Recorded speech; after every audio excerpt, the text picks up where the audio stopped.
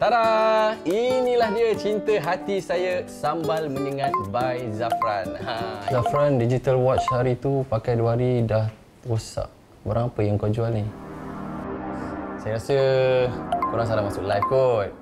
Saya tak pernah jual digital watch, lampu tidur ni tak pernah. Sekarang ni tengah jual sambal menyengat. Okay guys, saya nak end live dah ni. Kalau ada apa-apa nak tanya, nak order secara borong ke apa ke, boleh PM tepi. Dan nombor saya ada dekat bio. Okay? Bye guys. Zaf, aku ada benda nak tunjuk dekat kau. Apa dia? Bila masa aku buat video ni je. Scam AI semakin canggih dan sukar dikesan. Didik diri dan orang sekeliling tentang risiko penipuan teknologi ini. Ini adalah tips bagi mengelak menjadi mangsa scam AI.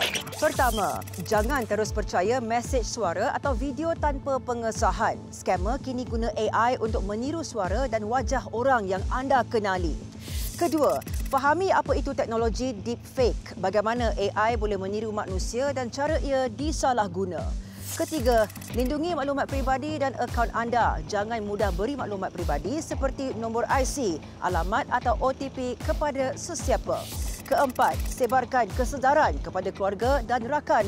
Kongsi pengetahuan dan ajar mereka cara mengenal pasti penipuan.